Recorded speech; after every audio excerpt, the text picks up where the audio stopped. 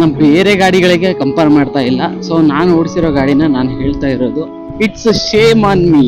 ಕೆಲವೊಂದು ಬಾರಿ ನಾನಾಗೆ ಮಾಡ್ಕೊಂಡಿರೋ ತಪ್ಪಿಂದ ಕೆಲವೊಂದು ಟೈಮಲ್ಲಿ ಪಾರ್ಟ್ಸ್ಗಳನ್ನ ತೆಗೆದುಬಿಟ್ಟು ಚೇಂಜ್ ಮಾಡುವಂತ ಪರಿಸ್ಥಿತಿ ಬಂದಿದ್ದಾವೆ.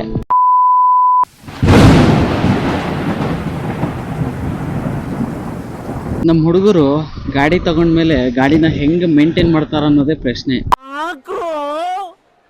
ಯಾಕಂದ್ರೆ ಕೆಲವ್ರು ಗಾಡಿ ತಗೊಂಡ್ಮೇಲೆ ಅದನ್ನ ಒಳ್ಳೆ ನೀಟಾಗಿ ಮೇಂಟೈನ್ ಮಾಡ್ತಾರೆ. ಕೆಲವೊಬ್ರು ಗಾಡಿನ ತಗೊಂಡ್ಮೇಲೆ ಅದನ್ನ ಯಾವ್ದಕ್ ಬೇಕೋ ಅದನ್ನ ಮಾತ್ರ ಯೂಸ್ ಮಾಡ್ತಾರೆ, ಮಿಕ್ಕಿ ಟೈಮ್ ಅಲ್ಲಿ ಮೂಲೆಯಲ್ಲಿ ನಿಲ್ಸ್ಬಿಡ್ತಾರೆ. ಇನ್ ಕೆಲವ್ರು ಇದಾರೆ ಗಾಡಿನ ಅವ್ರ ಹುಡುಗಿನ ನೋಡ್ಕೊಂತಾರೆ ಗುರು. ಅದರ ಡೌಟೇ ಇರಲ್ಲ. ಅಲ್ಲಿ ನಾನು ಕೂಡ ಒಬ್ಬ. ನಮ್ ಗಾಡಿನ ಅಷ್ಟು ನೀಟಾಗಿ ಮೇಂಟೈನ್ ಮಾಡ್ತೀವಿ. ದಾವಣಗೆರೆಯಲ್ಲಿ ತುಂಬಾ ಜನನೇ ಇದಾರೆ ಗಾಡಿಗಳನ್ನ ನೀಟಾಗಿ ಕ್ಲೀನ್ನೆಸ್ ಆಗಿ ಮೇಂಟೈನ್ ಮಾಡೋರು. ಸೊ ಇವತ್ತು ನಾನು ಬೇರೆ ಗಾಡಿಗಳನ್ನೆಲ್ಲ ರಿವ್ಯೂ ಮಾಡ್ತೀನಿ, ಆದ್ರೆ ನನ್ನ ಗಾಡಿನೇ ನಾನು ರಿವ್ಯೂ ಮಾಡಿಲ್ಲ ಗುರು. It's shame on me. ಇವತ್ತು ನನ್ನ ಗಾಡಿನ ಓನರ್ಶಿಪ್ ರಿವ್ಯೂ ಮಾಡ್ತಾ ಇದ್ದೀನಿ. ನಾನ್ ಗಾಡಿನ ತಗೊಂಡು 2.5 ವರ್ಷ ಆಯ್ತು. ಗಾಡಿನ ಸ್ಟಾರ್ಟಿಂಗ್ ತಗೊಂಡ್ಬಿಟ್ಟು ಆಮೇಲೆ ರಿವ್ಯೂ ಮಾಡೋದು ಬೇರೆ, ಗಾಡಿನ ಓಡಿಸ್ಬಿಟ್ಟು 2.5 ವರ್ಷ ಯೂಸ್ ಮಾಡ್ಬಿಟ್ಟು ಆಮೇಲೆ ಓನರ್ಶಿಪ್ ರಿವ್ಯೂನ ಮಾಡೋದು ಬೇರೆ. ನನ್ನ ಗಾಡಿಯಲ್ಲಿ ಕೆಲವೊಂದು ಪಾರ್ಟ್ಸ್ಗಳನ್ನ ಶೋರೂಮ್ ಅಲ್ಲೇ ತೆಗೆಸಿ ಚೇಂಜ್ ಮಾಡಿಸಿದ್ನಿ. ನನ್ನ ಗಾಡಿದ ಎಲ್ಲ ಸರ್ವಿಸ್ಗಳು ಆಗಿದ್ದಾವೆ. ಸೊ ಇದರಲ್ಲಿ ಇಂಜಿನ್ ವಿಚಾರಕ್ಕೆ ಬಂದ್ವಿ ಅಂತ ಅಂದ್ರೆ 155 ಲಿಕ್ವಿಡ್ ಕೂಲ್ಡ್ 4 ಸ್ಟ್ರೋಕ್, ಹಾಗೇನೆ 4 ವೋಲ್ ಸಿಂಗಲ್ ಸಿಲಿಂಡರ್ ಇಂಜಿನ್ ಬರುತ್ತೆ. ಸೂಪರ್ ಕ್ಲಚ್ ಬ್ರೇಕ್ ಇದೆ, ಫ್ರಂಟು ABS ಬರುತ್ತೆ. ಮ್ಯಾಕ್ಸಿಮಮ್ ಪವರ್ ಬಂದ್ಬಿಟ್ಟು 18.4 ಹಾರ್ಸ್ ಪವರ್ ಬರುತ್ತೆ. 14.1 ನ್ಯೂಟನ್ ಮೀಟರ್ ಟಾರ್ಕ್ ಬರುತ್ತೆ. 6 ಸ್ಪೀಡ್ಸ್ ಗೇರ್ ಬಾಕ್ಸ್ ಬರುತ್ತೆ. VVE ಟೆಕ್ನಾಲಜಿನ ತಗೊಂಡು ಬಂದಿರುವಂತ ಗಾಡಿ ಇದು. ಈ ಫ್ರೇಮ್ ಬಂದ್ಬಿಟ್ಟು ಡೆಲ್ಟಾ ಬಾಕ್ಸ್ದು. ಫ್ರಂಟ್ ಸಸ್ಪೆನ್ಷನ್ ಬಂದ್ಬಿಟ್ಟು 37mm ಅಪ್ಸೈಡ್ ಡೌನ್ ಆಗಿದೆ. ಟೆಲಿಸ್ಕೋಪ್ ಸಸ್ಪೆನ್ಷನ್ ಹಾಕಿದ್ದಾರೆ.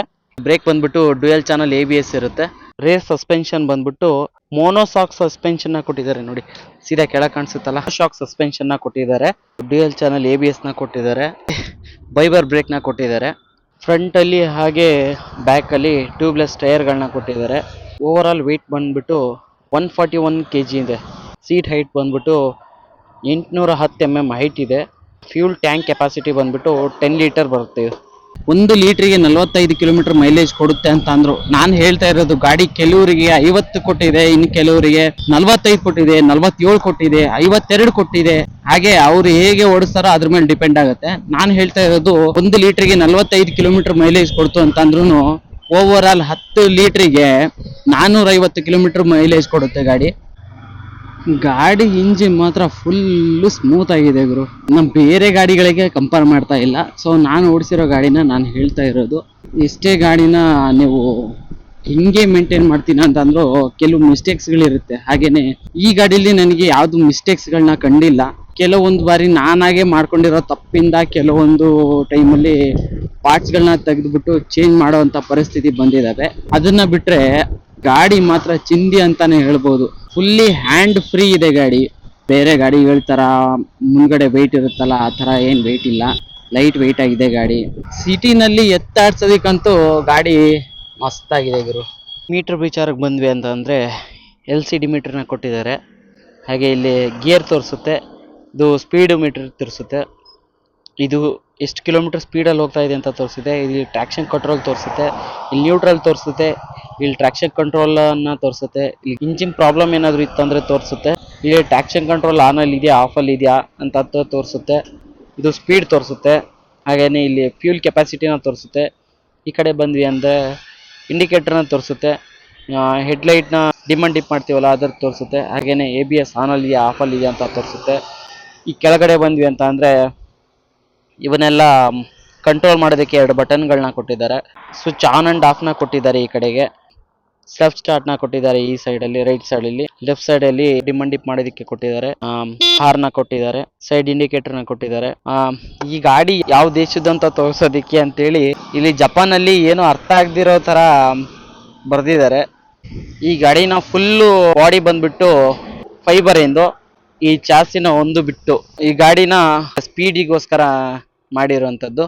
ಫ್ರಂಟ್ ಅಲ್ಲಿ ಹೆಡ್ಲೈಟ್ ಬಂದ್ಬಿಟ್ಟು LED ಹೆಡ್ಲೈಟ್ ನ ಕೊಟ್ಟಿದ್ದಾರೆ. ಸೊ ನಿಮ್ಗೆ ಬೈಕಿನ ಎಕ್ಸಾಸ್ಟ್ ನ ಕೇಳಿಸ್ತೀನಿ.